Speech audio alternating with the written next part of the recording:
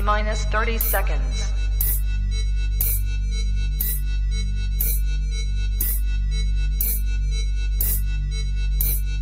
T-minus 20 seconds.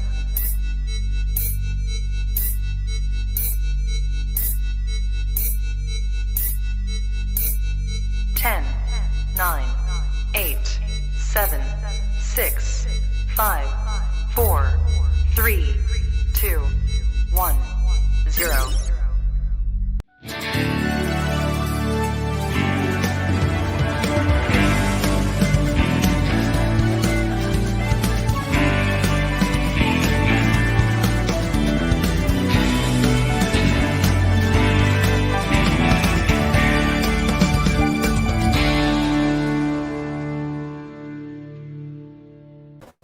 Well, a very good evening and welcome to each and every one of you joining me, Miss Bel and Brandon and Brandon McAlpine for today's love. How are you, Flower? I'm good, how's you? I'm alright, my love. You having a busy week? I have. I'm going everywhere. Hook a have. There we are. Go to me to see this. We're definitely not dealing with people from Wigan today, are we? What have you been up to this week? Anything or nothing? Work and going to I've started back at the gym. Have you? I have, yeah. I've been once and I don't have abs yet and I'm very annoyed about it. You've been once. See, I don't like the gym anymore. They have stopped the good vending machines. All you can get from a vending machine these days is a pig in protein bar. Awful. But what do I want a protein bar for? I want at the end of my gym session to be able to go and find the biggest, fattest Mars bar or chocolate bars that are available. I don't know if you understand, that's kind of defeating the purpose. Not really, I've exercised first. Yeah, but how much did you do? It's irrelevant.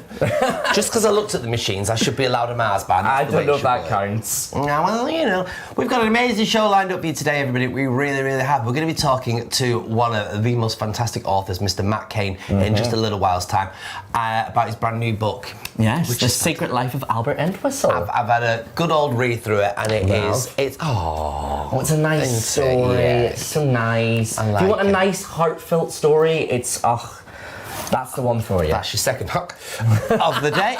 Also today we are going to be talking with this morning's Emma Kenny as we're talking about imposter syndrome. Now this is due to a lot of questions that we've been sent due to mental health issues, and the one that seems to be coming up now, I've ran them all past Emma Kenny, is in fact imposter syndrome, which is a minefield within itself. Also today we're talking with Fizz from Coronation Street, everybody, the fabulous Jenny McAlpine. Yes. She joined Mark Llewellin just a little while ago to talk about her part in Coronation Street. She's been in it for years now. She's one of the ones I genuinely remember. Like what, when you were growing up? Yeah. Get out. Like I do. I remember like her and David are like the two like prominent ones I'd remember. That's outrageous, even by my standards. But first today, everybody, I have started doing a bit of work experience. So I thought the most important thing to do was to find out who wanted me to partake within their place, because you can imagine it gets a bit chaotic. And I was promised a cake to go to this particular work experience. Well, we'll see, won't we? I was promised a cake. Now, being promised a cake was enough for me to turn up a Daisy Nut garden centre.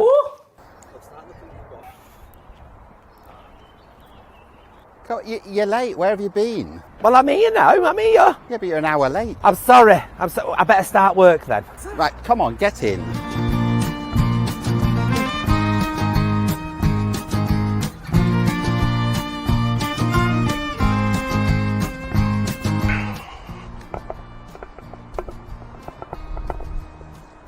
At last, I've been waiting for you. Alright, so what have I got to do then? Water the plants. Not just this table? No, everything. The whole centre? Yes. Okay.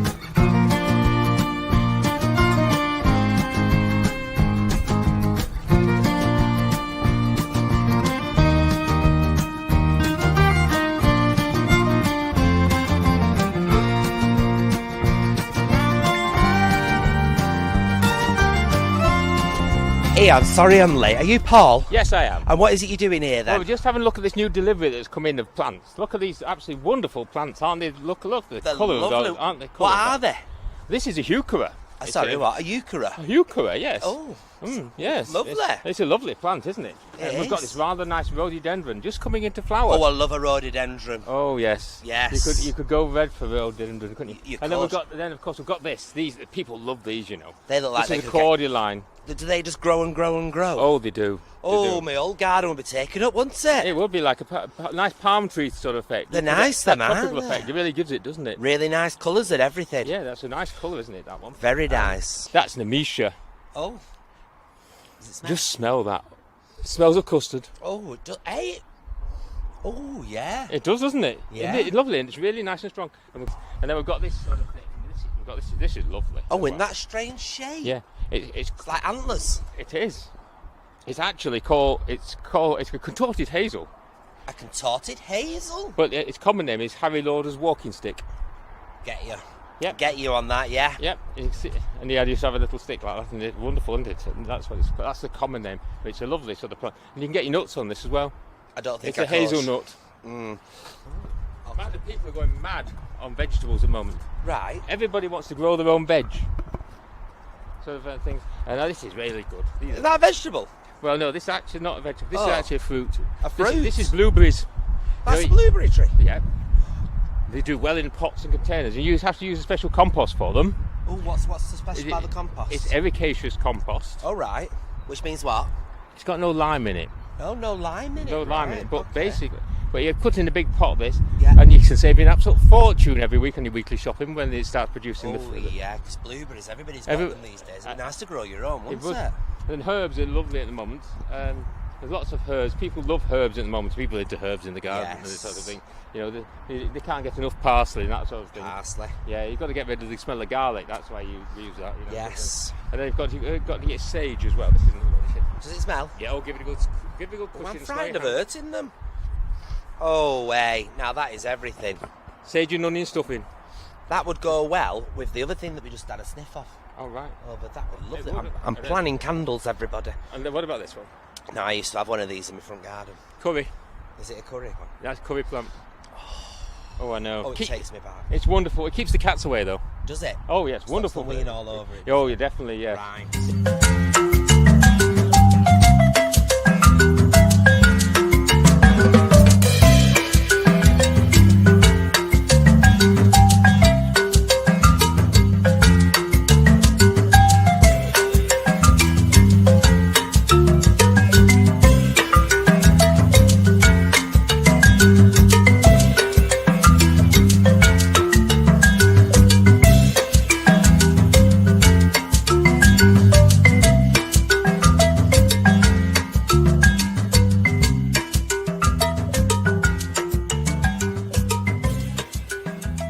So what we got then? Oh yes, we've got some lovely houseplants here. This is a spathiphyllum. It's called the peace lily, but it's one of those plants that everybody can have in the house. And it tells you what it needs, and especially when it wants watering, it just wilts. So it tells you, and it's a lovely sort of thing. It's not like a lily flower. It's called a spadix. It has this little sort of thing in the middle. Does it smell like a lily though? No, it doesn't No. smell at all. It's a nice. It makes a nice green plant, and then we've. This is my all-time favourite. Now, what do we call this properly? That's an anthurium. Anthurium. Yes, and these are available in lots of different colours now. Yes. And you can see that waxy flower, and they last for months and months. Just keep them moist and feed them about every 2 or 3 weeks, and these flowers will stay for months on there. You get them as cut flowers as well, but they're rather nice for the house. Stunning. Yeah. Other things people want at the moment are things for the bathroom. Things like this is a stag's horn fern. For the bathroom? Yeah, plants in the bathroom or in the house. Yeah. People are into hanging plants, and this is you can see how it gets its name. Yeah. And but it's a rather nice, and people like these lots of hanging plants, and that's where lots of people are going at the moment with those things in the bathroom or something like that. That's a rather nice one. That's like a sort of zebra plant. Looks It's like a a hat. Tredescantia. A zebra plant, just for our Carol. There we are. How lovely. It's lovely, isn't it? Yeah. It's going to hang down. It'll go down sort of about another foot or so, that particular plant. Wow. And if the good thing about these is if a bit breaks off, if you take it, put it in a glass of water, it will root. And you've got another one. I shouldn't tell you that though, really, because we don't want everybody growing sort of thing. And then people like ferns. That's another rather nice. Like again, a good plant for the bathroom, like a warm, hot, steamy place. The bathroom and the kitchen are some of the best places to put houseplants. in the house because they nice like hot, steamy hot, steamy place. It's not too tropical. And then sort of things like this. Never buy one of these. Get somebody to give it you. It's called a money plant or jade plant. Right. So if they give it you, Yeah. it means you're going to have money. All right. So always sort of go for sort of thing. So it's always useful. And then again, you can take a piece of this off, Yeah. stick it in a pot, it will grow, and then you can give it to somebody else. So, So keep the money rolling. That's right. This is a Festucia. Oh, that's nice, isn't it? What's that called? A YB. It's a pot. Grow more. Story of my life. Like a rabbit. Okay, red hot poker. Thank you. I'm very impressed with myself. Can I go for that cake now, please? Thank you. I'm going for a cake, everybody. A cake.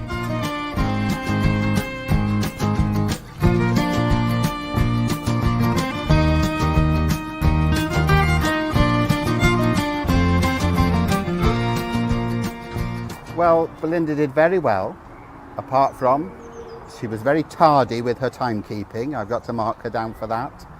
But she threw herself into it. She's been a big hit with the boys on the staff, I noticed. I'm not sure what she did for them. And eventually she did end up with a cake. We shall never forget her at Daisy Nook, no matter how hard we try.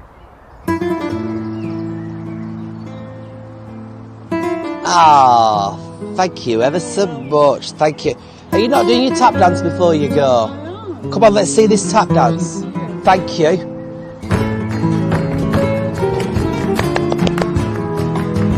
Oh, that's very good. Yay! Well done. Very good. Tap dance, cake, garden centre. It's all here, everybody. It's Daisy Nook. So there you go. I did a bit of work as And you got dinner and a show. I got dinner and a show. Dinner and a show. Oh, it's fascinating, isn't it? Oh, did you learn a lot about the plants then? Did I what? Learn a lot about the plants. I learned a lot about the cafeteria. Yes, I did, honestly. Next up, we've got Emma Kenny, who's on to talk to us about imposter syndrome. Indeed. Hello, Emma. How are you? I'm good, I just enjoyed watching that. Did you do any gardening yourself, Emma? No, but I was really thrilled when he suggested that he'd given you a secret tip about how to grow those plants without buying them, and then he realised his mistake, and it was brilliant watching it. He just gave away half of his profit there. He did. Sneaky. Nevertheless, now we brought you here today because we've had a few messages and we discussed it. It actually all relates to the same thing. This is imposter syndrome. Now, what is it defined as? What is imposter syndrome?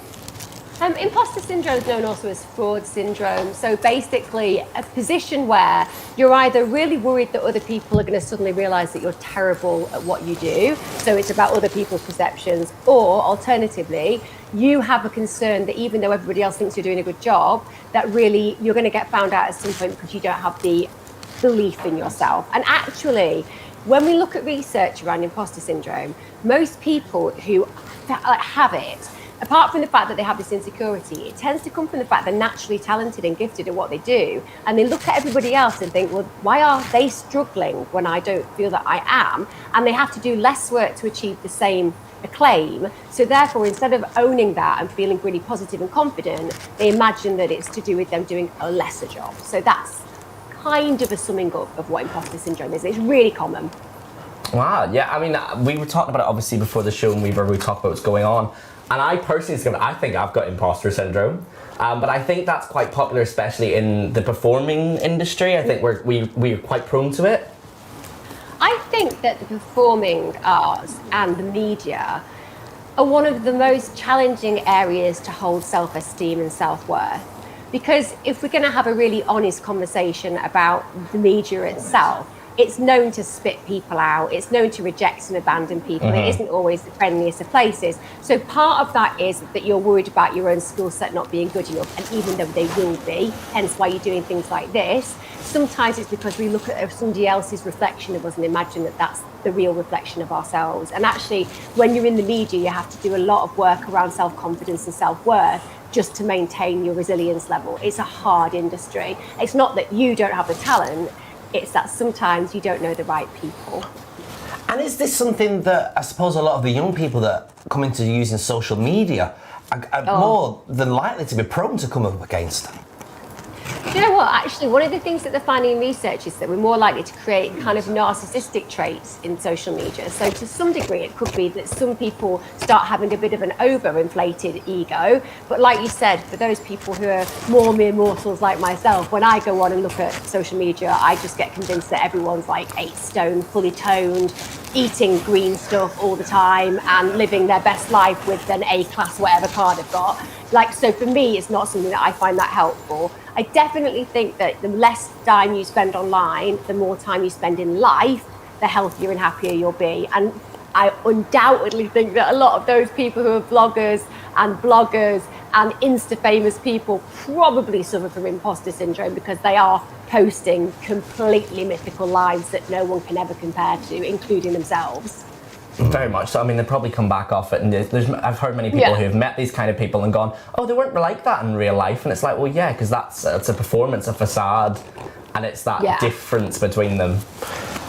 I don't know how they keep it up. I really don't know how they keep it up. How can people avoid getting this syndrome then? I don't think it's about necessarily avoiding it, it's about realising you suffer from it. So if you've been brought up in an environment, for example, where specific areas of your personality or your praise have been focused on one area, when you transition and try doing other things and don't get necessarily the praise for it, because you're used to that, chances are that you might start believing it because you're not good enough. That could be one reason. But the other thing is just like, we get appraised through our life from school. Very early on, we're told whether you're a success or failure, which is a terrible idea because intelligence can't be measured that way. But we do it from like 5 to whenever you leave school. So part of it is to say, well, how much baggage am I carrying around? I think I'm not very good at this, but actually my actions and the consequences of my actions seem to suggest that I am. Why am I carrying around this mental baggage that doesn't belong to me? And it's almost like an undressing exercise of who told you what about yourself, and then kind of going, well, actually, Miss Johnson, you told me I was rubbish at that, but really that's your opinion, not my fact. And also, if you're really affected and you're really insecure, then things like therapy can help. It's a long waiting list, but it can still help. And I guess the most important thing is affirmations, lots of affirmations. Some of us have gifts that others don't. The most important thing I say to everybody, every client I've ever worked with is, you have one identifying factor that means that you're a masterpiece. You have a fingerprint. Mother Nature knows why she gave you that fingerprint. It's out of 7.5 billion people. You are an absolute one-off, a masterpiece. And so is your skill set. It's just finding them, honing them, and then really tuning into them. And I suppose that's really important to do. Emma Kenny, thank you so much for your time today. Take Always care. a pleasure to speak to you, because you just tend to make sense, Emma, to be completely honest with you. You tend to make sense, and that's kind of the feedback we get from all our lovely viewers as well, so we'll catch up with you really soon. Thank you, Emma. Thanks, Emma. Amazing! Isn't it? Well, not amazing, because people are suffering with it and everything. But I think if anyone watching this has now identified a bit of them in themselves, and they can move forward to make themselves a bit better in that way. Absolutely. So it's quite good, yeah. Yeah, now I suppose there's a lot of it goes on, isn't there? There is. Now, if you do want a little bit of escapism, though, of course, the cinemas are reopening. Oh, they are. Oh, yeah. I've already been. Have you been? I went to see Spiral, the new Saw film. Jealous. However, if you're not feeling confident enough because you're of a certain age and you don't want to go out with everybody just yet, then why not check out what's on the box? Hi, I'm Hayley and welcome to this week's On The Box. How are you all doing? The first thing I would love to recommend is a wonderfully heartwarming series called When Calls the Heart. It's on Netflix and it's set in the 1900s, and it's about a young teacher adjusting to life in a frontier town. There is also Shadowbone. That is a world divided by darkness, and there is an orphan with extraordinary powers. That's also on Netflix. We have a new series called Soundtrack. There are 2 series of that, and that is a musical journey about 2 struggling artists in LA. Now, if you're a fan of Friends, which I know many of you will be, from Thursday, Sky are streaming a special show called Friends The Reunion. This is an unscripted episode with all the main cast, and they're revisiting the sets from the show Friends, and they're doing table reads, reenacting scenes from the old shows as well, and they'll also be sharing behind the scenes footage. So if you're a massive fan of Friends, don't forget, from Thursday that goes out over on Sky. Now on iPlayer, I'm interested to watch The Pursuit of Love. Now, that is two friends who are thrown together in a whirlwind adventure. So, lots to keep you busy. You take care. I will see you next time. And remember, stronger together. Bye.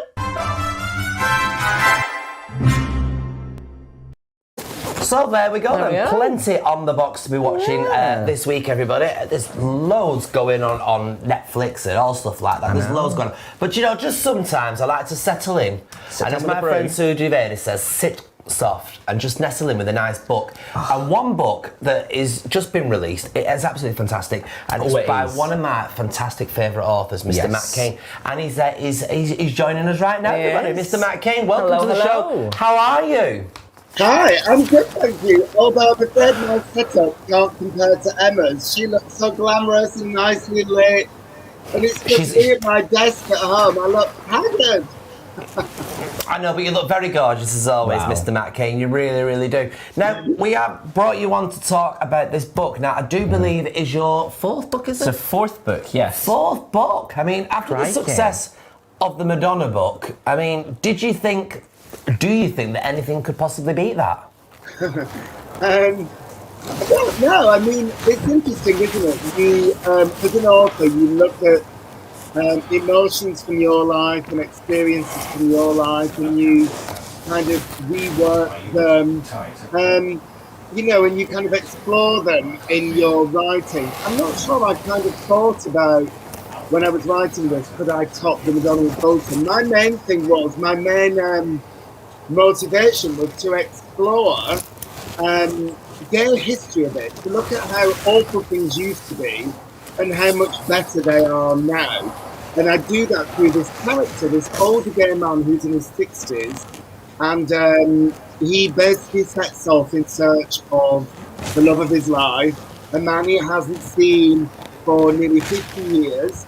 And along the journey, I obviously don't want to give too much away, you have flashback sequences which show how their relationship at the time was not allowed, you know, was frowned upon, and they had to meet in secret and had an awful time, terrified of being found out, and ultimately were torn apart in mysterious circumstances.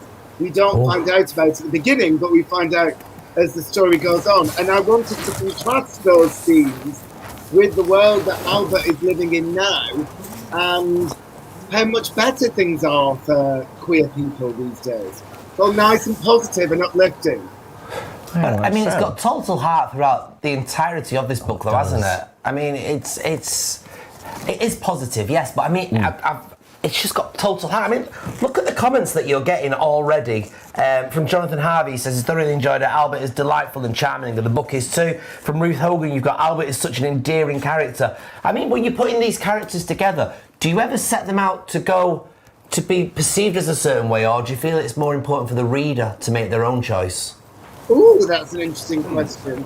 I thought so. She tries. Can I just say, the best comment we've had so far that I literally squealed when it came in was from Lorraine Kelly saying she liked it, and I got very excited about that one. You do think about how you hope the readers are going to respond to your characters, and I like to make them laugh, and I want to move people emotionally. And it's lovely that you've said the book's got a lot of heart to it, because I put my heart into it. And that's really what I want people to take away from it. Well, obviously, we've had originally one of your other bestsellers is The Madonna of Bolton, which sort of followed Charlie growing up, learning about being gay. This is sort of a bit of a reverseness on that, and Albert doing it in the opposite way. Did you find an issue of going from the younger version to the older, or did you find it quite easy to shift between the two? To be honest, Brandon, I was actually quite nervous about writing the period sequences, just because I've never written in period before, and I was worried I wouldn't be able to get it right. But then when I realised that actually these two teenage boys, as they are, would not have been able to meet in public, in their school, in their homes, they would have had to go to a secret place. And what they do is they find this old war bunker on the Lancashire moors, because the book's all set in the northwest, and that becomes their secret meeting place. And when I realised that they wouldn't be around their mums, dads, friends. Yeah, absolutely. It was easier, but yeah, I quite liked contrasting what it was like then to what things are like now. I quite enjoyed that. So where can we get the book then? Is it in all good bookshops? I'm hoping so. Yes, absolutely. It's out now. I know we're not supposed to say Amazon, but it's absolutely on Amazon and in all the shops. I'm going to be coming up to sign a load of copies in the Waterstones, in Manchester, and in the Northwest. I mean, there's a lot of the book set, as you know. There's a whole big key sequence that happens on Canal Street, specifically the New Union, where Albert's been looking for this love of his life, and there's reasons why you can't find him online, and there's this big twist that happens in the New Union. So it's very much a Manchester book, and as soon as COVID allows, I'm going to be there in every bookshop I can get in, signing copies. And just start handing your book out, being like, do you know who I am? I put a book in your establishment. See you later. What's next for you then? What are you working on next? Are you bringing us another book? Anything that you can give us as a bit of an exclusive? I can tell you that I am working on 2 book ideas. We don't quite know which one's going to come out first, but they're both set in the Northwest, and one of them revolves all around Manchester Pride. So very much Manchester set books, and there's a theatre project I'm working on as well, which is also set in Manchester. So where else could you set it? Where else could you set it? Matt Cain, as always, an absolute pleasure to speak to you. Yes. I'm going to get through the entirety of this within the next few days. I'm getting man signed at Waterstones. You can get yours signed at Waterstones. You're such a fangirl at times. I am, I love it. Honest to goodness. Matt Cain, thank you very much for your time today. Absolutely amazing. It's a good book. I mean, I'm only up to page 68, I think, or is it something like that? Let's have a look where I'm up to. Let's have a look where I'm up to. Oh, 91, sorry, page 91. I'm glad you can count. I'm only up to that. But it is a cracking book, everybody. The Secret Life of Albert Entwistle is available now, everybody. Where am I at over there? Secret Life of Albert Entwistle is available now, and definitely one for you to fully enjoy. Take your time with it. Go on holiday, anything like that. Yes, and next up we've got the fabulous Mark Llewellin, our Corrie stan, as the modern folk would say, and as he interviews Jenny McAlpine.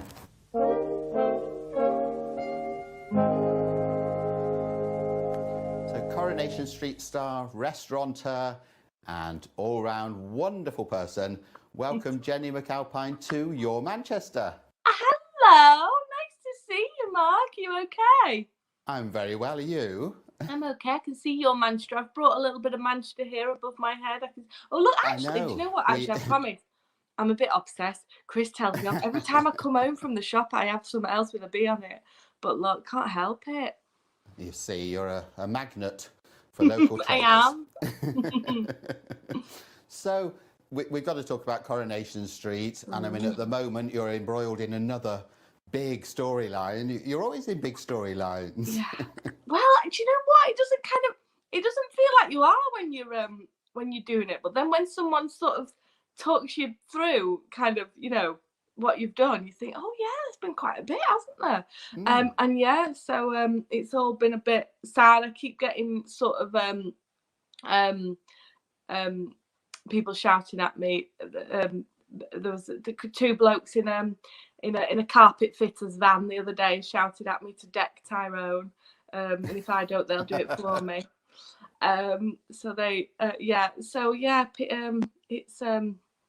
It's been a bit heartbreaking for our Fizz, and there's a bit more to come, really. This is an anniversary year, isn't it, for you on the street? Yes. It's absolutely ridiculous. But yeah, so it was 2001 when I joined Coronation Street. So if you do the maths, it's been 20 years. Yeah, you've been in the show a third of the show's run. Yeah, and over half of my life, like over double, like over half again. So I was 17 basically. Yeah. So I've been in it longer than I'd been alive when I wasn't in it, which is crazy. When I was supposed to be there for 4 episodes. That's right. I remember when you came in as fostered by Roy and Hayley. It just as part of their storyline, just you know, I was just going to be another foster kid for them, and well, we just know what amazing characters they were and are. We miss Hayley so much daily, and yeah, I was dead lucky. I love Coronation Street. Always been a fan of Corrie. I thought, well, I'll go and do this, and then I'll go back to my job in Boots. The rest is a tumultuous history.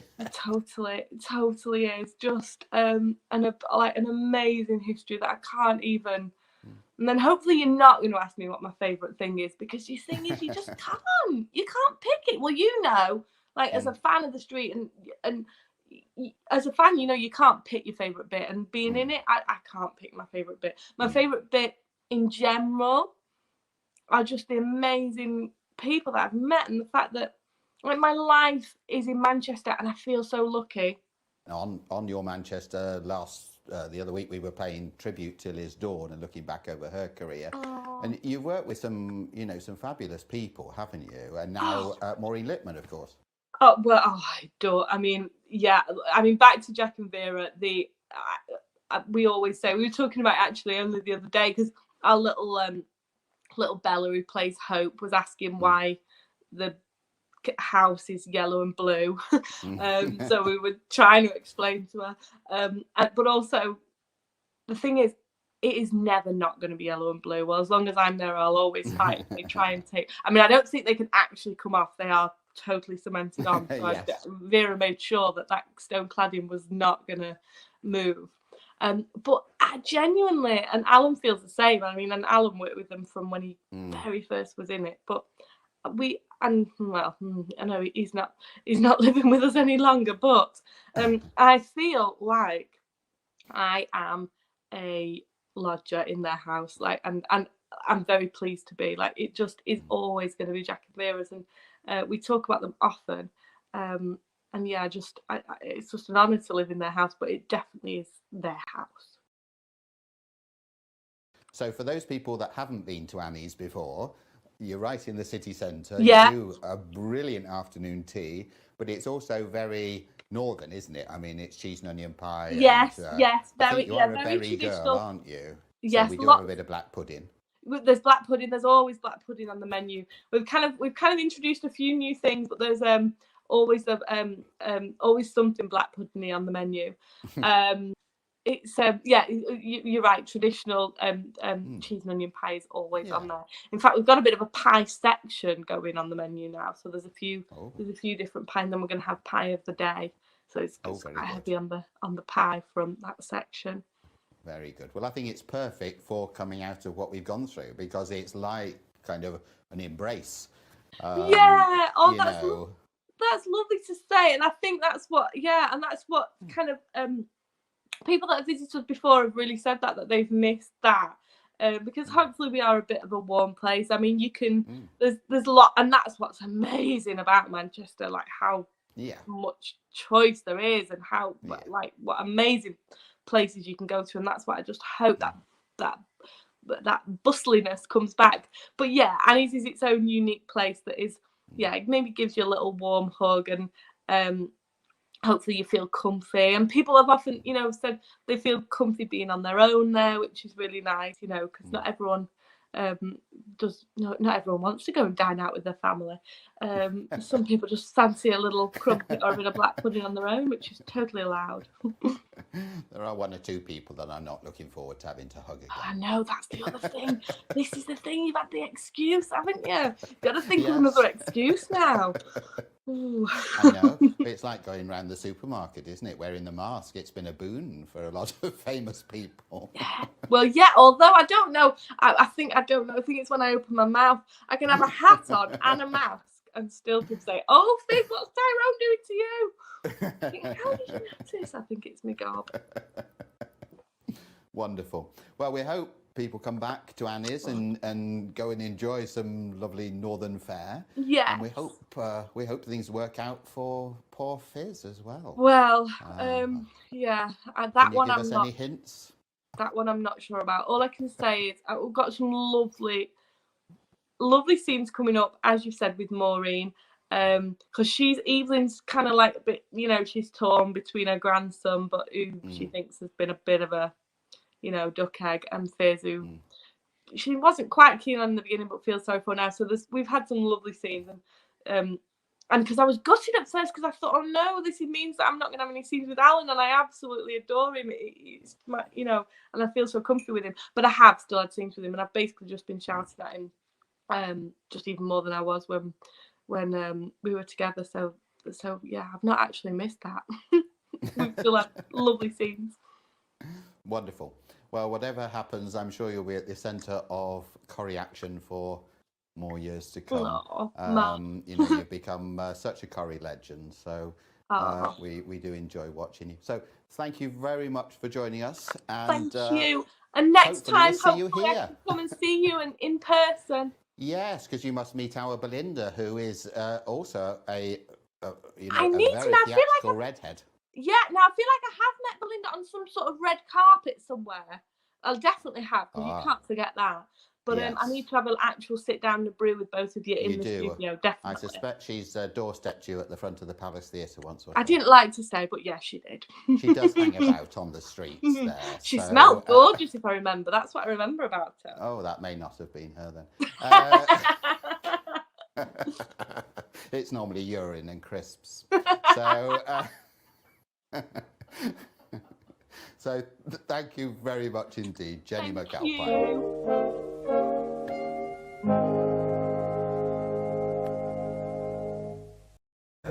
That's me. I mean, he's not wrong. He's so long as the beef, I'm not fuss blower, honestly. I mean, if we get her on, we could have like Battle of the Gingers. Like, I'm ready for it. I mean, she'd win. She could just rip mine up in a second, couldn't she? She'd win. Excuse me, that's so natural. Don't you put yourself down. Don't have imposter syndrome, love. What? Thank you. What a love. Very good. We're working on that one.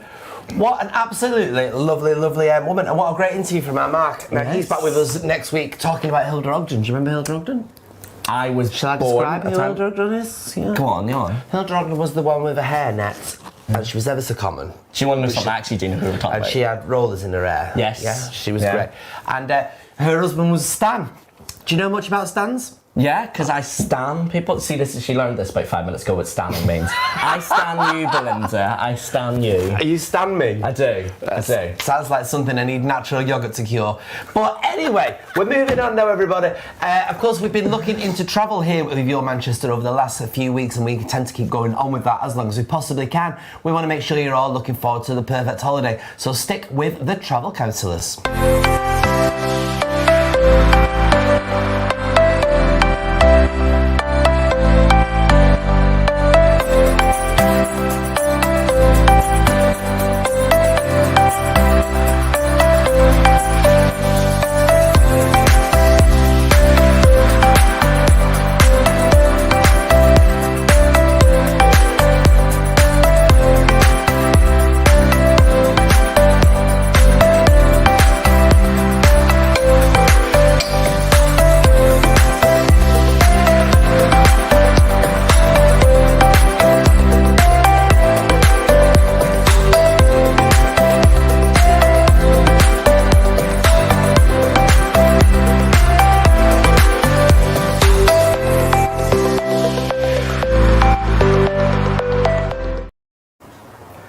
Didn't that look nice? Cocky did, yeah. Here she goes, taking the mic. Anyway, next up we've got the sun, the sea, whatever Paul says is on next for us. Please welcome Paul Rudd. Hello, good evening. Hello, my lovely weather watchers, and welcome to this week's weather forecast with me, Paul Rudd. And yes, I'm all covered up this week. Don't worry about that, guys. And it's been a very disappointing May, hasn't it? But guess what? It's looking sunny this week. It's looking good. So let's have a look at this week's forecast. Thursday is looking sunny and cloudy with the temperatures of 17. Friday is sunny and cloudy with outbreaks of rain with the temperatures of 16. And as we head into the weekend right now, Saturday is looking sunny and cloudy with the temperatures of 17, and Sunday the sun will have his hat on with the temperatures of 16. So it is getting better. I hope you enjoy yourselves if you're going out. That's it for this week's weather. Do join me again next week. And now it's time to hand over back to the studio for this week's fabulous episode of Your Manchester. Do you ever wonder where them stairs in his garden lead to? All the time. Like, I really look just at want to them go to and your I'm garden. obsessed. I feel like if you went up them high enough, you'd end up in The Narnia. secret garden Yeah, kind of exactly, style. exactly. I see that for Paul. That's his garden. How do you have a garden that nice? I mean, I want the hot tub personally. We'll leave the hot tub for a good few years. I'm still getting counselling for that. Quite the VT that he sent us the other week, wasn't it? It was. Caroline loved it. So. No, it was nice. It was lovely. We've got a fantastic show lined up for you next week, everybody. We really, really have loads and loads of guests, and we'll announce them as we shush it. We'll announce them as we go through the week, everybody. But make sure you check out our audio version of this show. That is, of course, our podcast available on Spotify, iTunes, and all good audio platforms. I even hosted it last week, which means you want to listen to it even more. And I'm on it this week, which means, you know, you will actually listen to it. So anyway, everybody, it's an absolute... and take a breath from the gallery over there. Thank you very much indeed. As always, an absolute pleasure. Make sure you check out all our socials. We're available on Twitter, we're on Instagram, we're on Facebook, YouTube, you're on Grindr. I mean, it's all going on for you, everybody. Literally. She's an OnlyFans. What? I wish. Hey, I'm charging $2.99 a month, guys. Get it down now. I don't know what you're talking about, darling, so I think we should just leave it there. As always, an absolute pleasure to be here with you all. Yes, always. Here on this lovely show, only on Your Manchester.